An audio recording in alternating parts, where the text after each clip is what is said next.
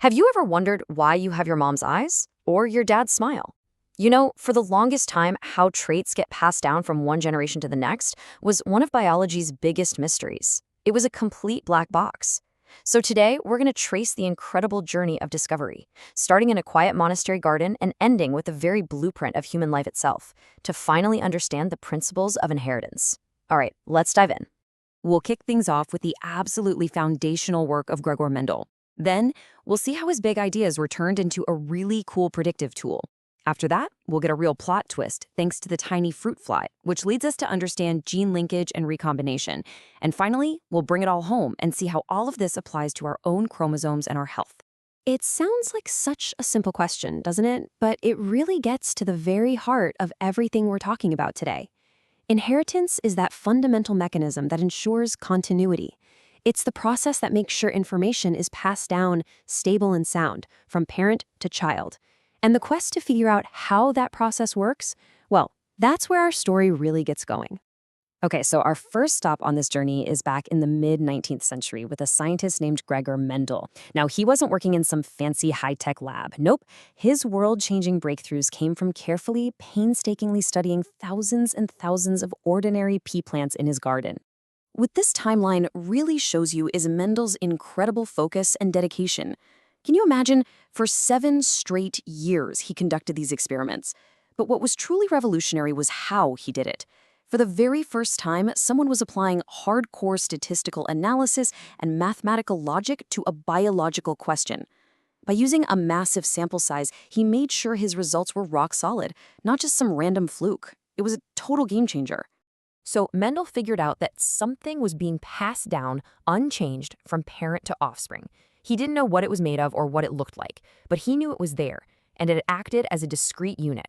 He called these things factors, and today, of course, we know them by a much more familiar name: genes, the fundamental units of all inheritance. From all his experiments, Mendel cooked up his first big principle, the law of dominance. And it really just boils down to 3 simple observations.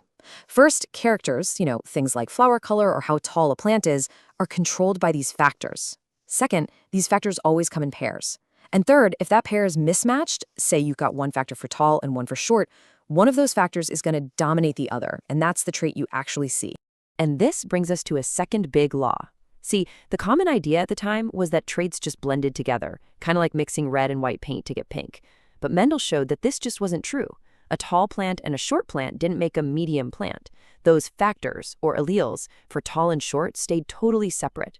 They segregate, or separate, when sex cells are formed.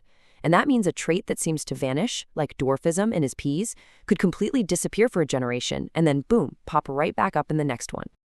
Mendel's laws were amazing, right? But they were still just ideas, pretty abstract. The next big step was figuring out a way to actually visualize these principles and predict what would happen when you crossed 2 organisms. So let's move on and see how this abstract concept got turned into a super practical predictive tool. And that's where the Punnett square comes in. It was developed by a British geneticist, Reginald C. Punnett, and it's a simple but absolutely brilliant graphical tool. It lets us map out all the possible ways the parent's genes can combine and then calculate the odds of what their offspring are going to look like. Okay, let's just walk through a classic example to see how it works. We're crossing 2 pea plants that are both heterozygous for height. Now that just means they each carry 2 different alleles.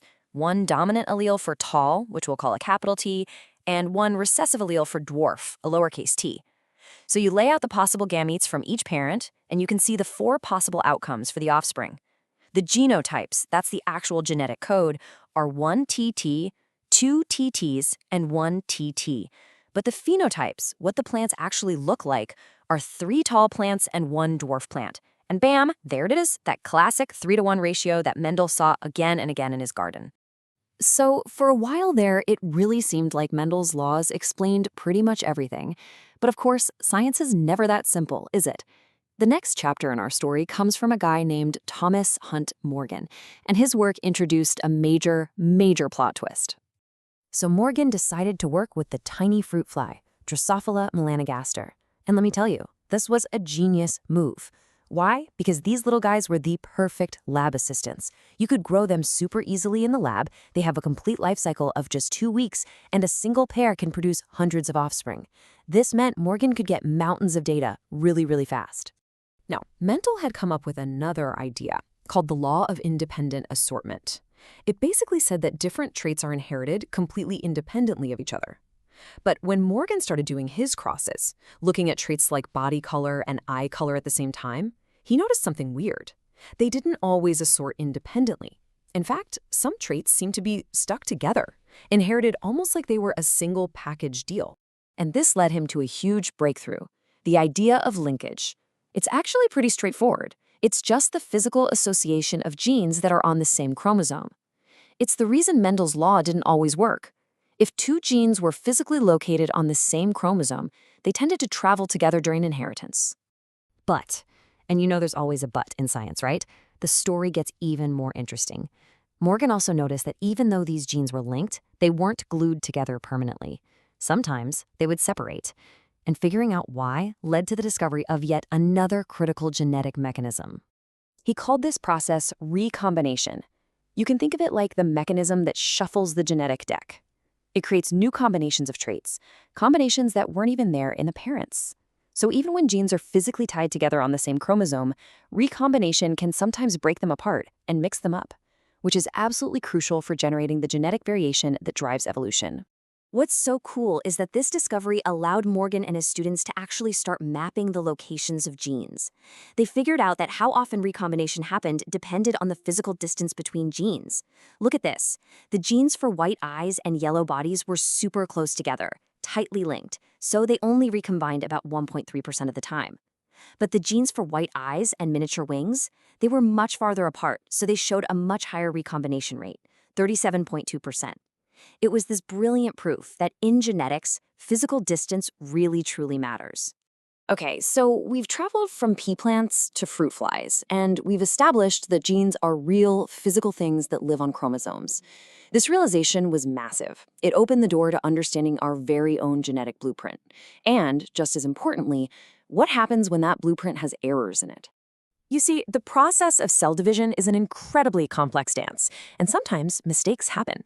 The chromosomes don't segregate properly, leading to a cell either gaining an extra chromosome or losing one.